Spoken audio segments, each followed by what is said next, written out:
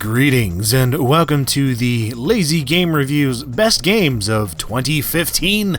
And once again, this is going to be a list of my personal favorites in no particular order, just based on how much subjective enjoyment I got from them. And at the end, I'll have some sort of extra mentions for things that were pretty good that I played, but weren't quite the best of the best. But yes, let's get to the best of the best, starting with Yakuza 5. It may have taken 3 years for this to finally make it overseas from Japan, but man, was it worth it. The fourth Yakuza game was phenomenal, but 5 somehow manages to top that one in all sorts of ways. You get 5 characters to play, 5 locales to explore, and hundreds of fascinating shops and side activities, making this one of the best examples of virtual tourism ever. Plus, the crime drama that ties all the stories together is solid stuff as always. I implore you to play Yakuza 5, even though it's only on PS3 and setting that thing back up is always a hassle. Next up is Rocket League. This provided some of the absolute most fun I've had in a multiplayer game in a long time. Soccer with cars probably shouldn't work, but in Rocket League it does, to such a degree that you wonder why the earlier attempts at this idea by Psyonix didn't catch on in the same way. Probably had something to do with the fact that it was free on PS4 for a while, but whatever the reason, Rocket League perfectly nails the feeling of playing an individual in a game of sport, a feeling that draws in even those who don't typically care for soccer or racing games. This is just awesome. Splatoon. This provided some of the absolute most fun I've had in a multiplayer game in a long time. Next to Rocket League. Whether you're a squid now or a kid now, slinging around colored ink and trying to cover more of the arena than your opponents is consistently satisfying.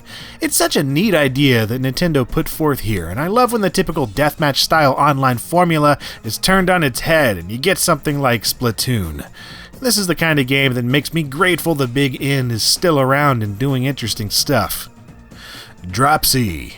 What other game is there where the point is to hug everyone? Dropsy is about hugging and doing good deeds for people, even though you're misunderstood and hated by many. And that's understandable, you're a creepy clown, but looks are not as they seem. It's a point-and-click graphical adventure that reminds me a bit of Sam & Max in style and design, but the rest is downright unique and unbelievably charming.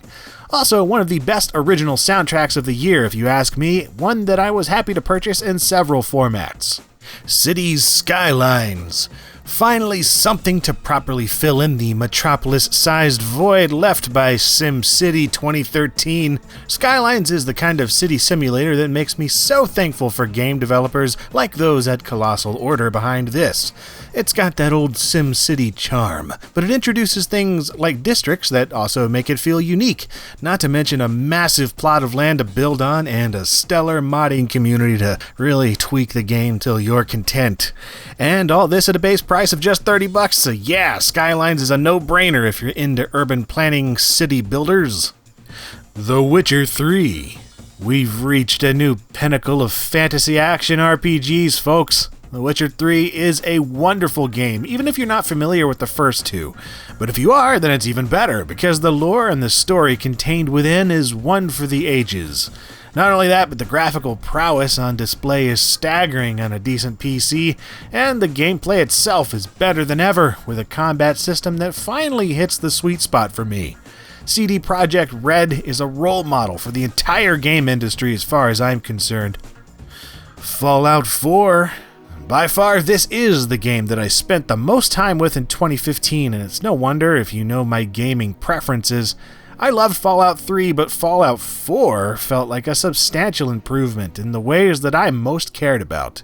Admittedly, I'm still turned off by the dumbed-down conversations and a few other things, but the overall experience is just superb.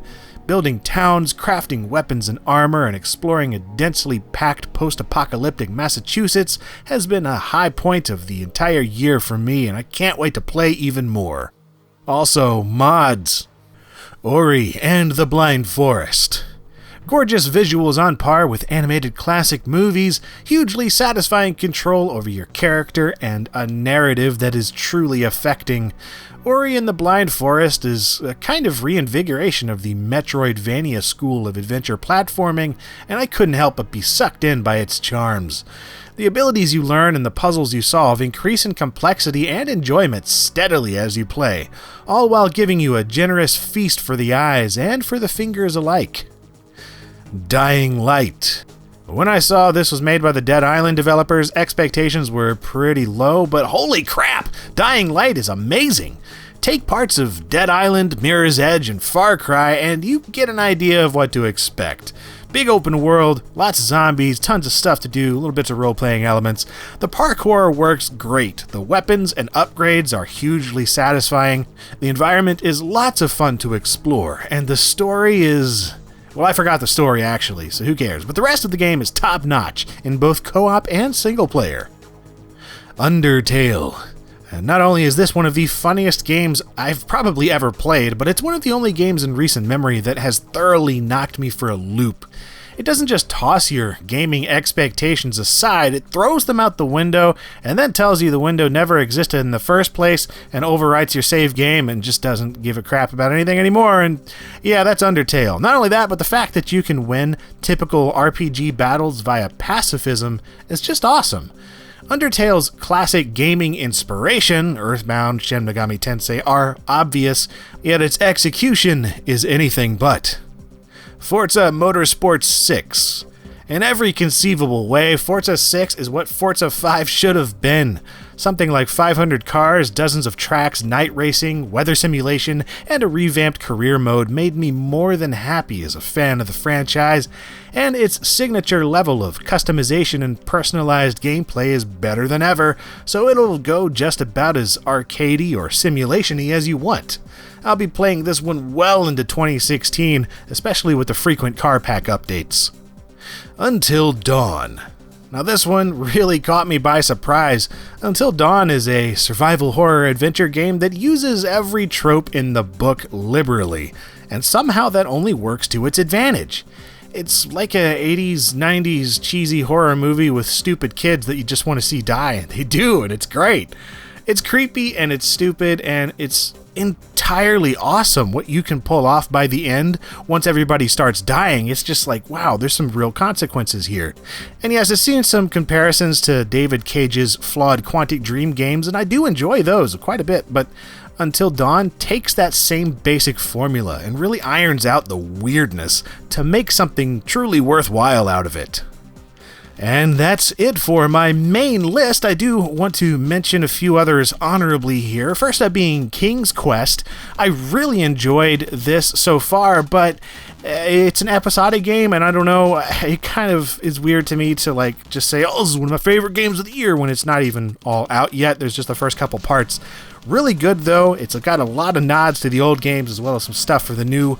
There's also Mad Max, which is a really cool game. I love the atmosphere of this, the setting of it, the graphical style and everything of this desert is just awesome to look at and play around in, but it feels so much like so many other games that I've played, most notably Shadow of Mordor, even the Far Cry games a bit. I mean, it didn't hold my attention for as long as I thought it would, but it's still worth grabbing.